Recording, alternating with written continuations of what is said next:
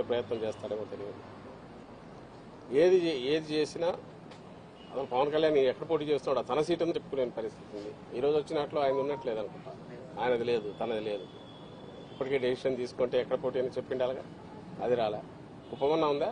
Kuppam announce చేశాడా? తను announce చేశాడు. ఈయనదైతే అది కూడా చెప్పుకునే పరిస్థితి ఉన్నట్ల. కనీసం తన సీటు తను కూడా చెప్పుకోలేకపోతున్నాడు.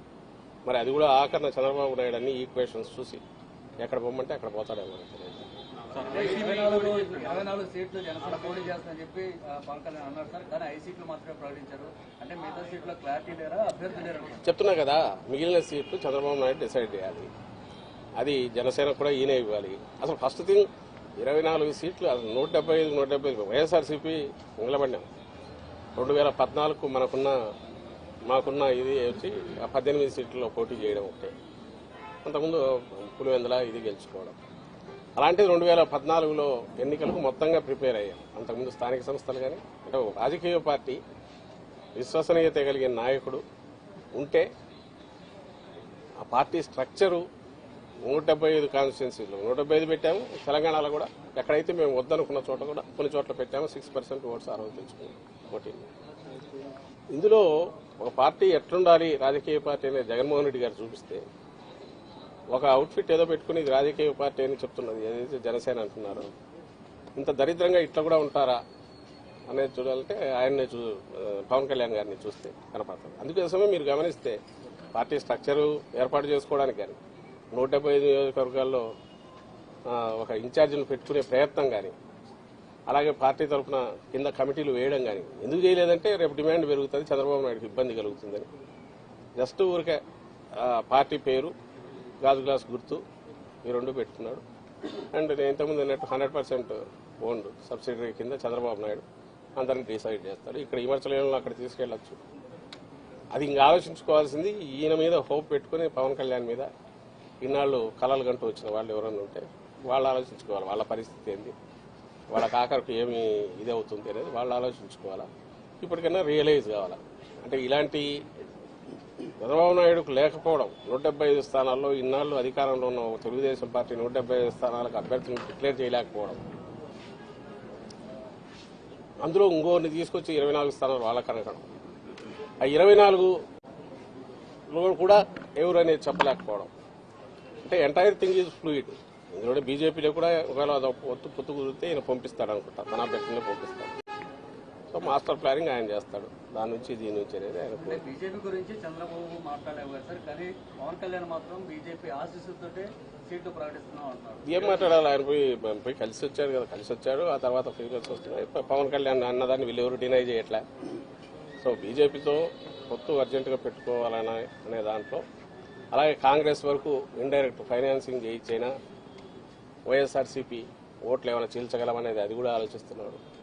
ఓవర్వెల్మింగ్ గా వైఎస్ఆర్ కాంగ్రెస్ పార్టీకి జగన్మోహన్ రెడ్డి గారికి ఉన్న పర్సెంటేజ్ ఆ పాజిటివ్ ఇది అయితే కనుపుతుందో దాంట్లో ఏమాత్రం చిన్నది డెంటిన్ చేయాలన్నా వీలవుతుందేమో అని అన్ని రకాలుగా ఆయన ప్రయత్నం చేస్తున్నారు. ఇందులో పాజిటివ్ అజెండా కానీ, రాష్ట్రానికి ఇది చేయగలను కానీ, లేకపోతే రాష్ట్రానికి 14-19 మధ్య ఇది చేశానని చెప్పుకోగలిగిన ఇది కూడా ఏది లేకపోవడం ఆయన దౌర్భాగ్యం. అలాంటి ఎత్తిపోయిన కేసుకు సబ్సిడరీ కింద పోవడం ఈయన బలహీనత, ఈయన దారిద్ర్యం ఇది కనపడుతుంది దాంట్లో. వైసీపీ సిద్ధం అంటుంది, యుద్ధం చేస్తామని పీకే అన్నారు. మీరు రెడీగా ఉన్నారు? దేని మీద చేస్తారు? 24 మందిని పెట్టి ఆయన పెట్టుకుని 24 మంది కూడా ఎవరు అభ్యర్థులు తెలియకుండా, అది కూడా ఆయన ఇంటికి వెళ్ళి చంద్రబాబు ఇంటికి వెళ్ళి ఆయన అనౌన్స్ చేసి ఈయన ఎవరి మీద యుద్ధం చేస్తాడు? గాల్లో తిప్పుకోవాల్సిందే, తిప్పడం తప్ప. మేమైతే చెప్తున్నాం, ఎంతమంది వచ్చినా మేమైతే సిద్ధం అంటున్నాం. దేనికి? ఎన్నికలకు రెడీ. నువ్వు ఆయన యుద్ధం అనడానికి నువ్వు 175 కాన్స్టిట్యూన్సీ నీ మనుషులు ఎవరన్నా ఉన్నారా? లేక 24 కైనా నువ్వేమన్నా అనౌన్స్ చేయగలిగావా? చిలక పలుకులు పలికితే సరిపోతుందా? ఆయన అనుకున్నవి, చంద్రబాబు అనుకున్నవి నేను చిలక పలుకులు పలుకుతున్నాడు తప్ప అంతకుమించి తనకు సొంతం ఏమన్నా ఇది ఉంటాయి కదా. ఆ చిలక పలుకుల ద్వారానే ఇన్నాళ్ళు వాళ్ళు మీడియాలో రాసుకోవడం ద్వారా ఒక నెరేటివ్ ఏదో బిల్డ్ చేసే ప్రయత్నం చేశారు. రాష్ట్రంలో ఏదో ఘోరాలు జరిగిపోతున్నాయి. అయితే ఎందుకు నిలబడవంటే, నేను ఇంతకుముందు అన్నట్టు 87-90% మంది బెనిఫిట్ అయ్యారు ఇక్కడ రాష్ట్రంలో. ఏదో ఒక రకంగా కన్సిస్టెంట్గా అవుతున్నారు. వెల్ఫేర్ కావచ్చు, డెవలప్మెంట్ కావచ్చు కళ్ళ ముందు కనపడుతుంది. అది కంటిన్యూ కావాలని అందరూ ఓవర్వెల్మింగ్ కోరుకుంటున్నారు. కాబట్టి వీళ్ళ ఏ ఎత్తుగడలు వేసినా అవి అయితే నిలబడవు. బీజేపీతో పొత్తున ఆల్రెడీ ప్రయత్నాలు చేశారు. ఇప్పుడు ఇద్దరు 2 పార్టీలు అనౌన్స్ చేశారు. అంటే బీజేపీతో పొత్తు లేనట్టని భావిస్తున్నారు.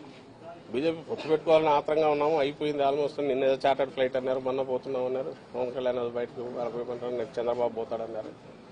వాళ్ళు ఎవరు పెట్టుకునేది అదొక పార్టీ. సరే ఇది జనసేన కాదు కానీ ఈయన చంద్రబాబు నాయుడు ఒక పార్టీ అని ఆయన చెప్పుకుంటున్నాడు కాబట్టి వాళ్ళ నిర్ణయం పెట్టుకుంటారు లేదా. కానీ పెట్టుకునే దానికి వెంపర్లాడుతున్నాడు. అది పెట్టుకొని తద్వారా ఏదన్నా కొంత ఓట్లు గెయిన్ చేసుకోవాలని చూస్తున్నాడు. సకల శక్తులు కూడగట్టుకుని మమ్మల్ని ఢీకొనాలని చూస్తున్నాడు.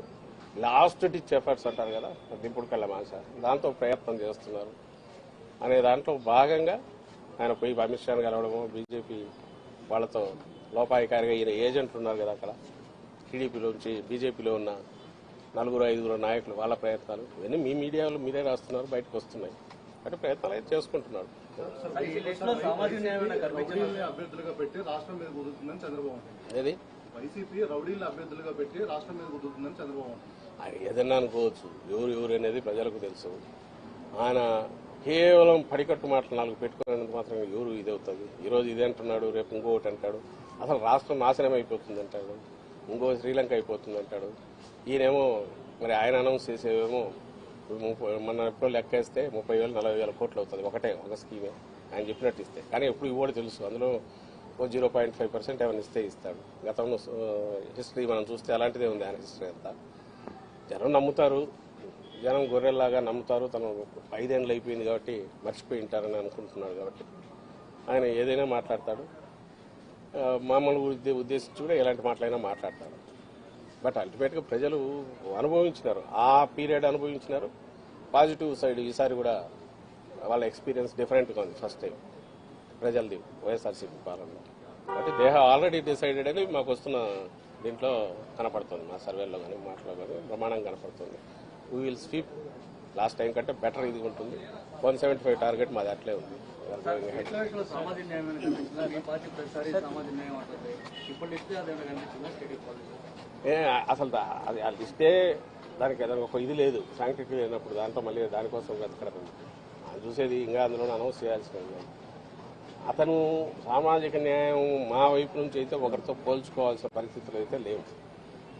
ఈయన క్రియేట్ చేసిన బెంచ్ మార్క్ ఏదైతే ఉందో జగన్మోహన్ రెడ్డి గారు, అది దాని దగ్గరికి రావాలంటే వీళ్ళ వల్ల జన్మలో కాదు. ఎందుకంటే వీళ్ళు ఎప్పుడు ఆ తరహా ఆలోచించలే. సోషల్ ఇంజనీరింగ్ గురించి ఆ ధైర్యము చేయలే. ఒక జగన్మోహన్ రెడ్డి గారు ఎందుకు చేయగలిగారంటే ప్రజలతో డైరెక్ట్ ఆయన దీంట్లోకి వెళ్ళిపోయారు. అండ్ ప్రజలు ఆయన్ను పూర్తి నమ్ముతున్నారు, విశ్వసించారు.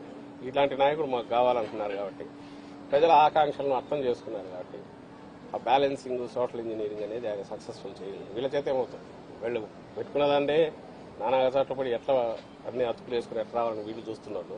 ఆ ప్రయత్నం కూడా చేయలేరు. ఒకవేళ చేసేట్టు లేక అంకెల్లో చూపాలని చూసినా జగన్మోహన్ రెడ్డి గారు చేసింది ఒక పోటీ దగ్గరే కాదు, మొత్తం ఎంటైర్ స్పెక్ట్రంలో చేస్తూ వచ్చారు. జీవితాల్లోనే మార్పు అట్లా తీసుకొచ్చారు. నామినేటెడ్ పోస్టులు కానీ మిగిలినవి కానీ క్యాబినెట్ దగ్గర నుంచి కింది వరకు జెడ్పీలు కానీ లోకల్ బాడీస్ ఇవన్నీ చూసినప్పుడు వీళ్ళెక్కడ తట్టుకుంటారు, వీళ్ళెక్కడ పోటీ పడతారు.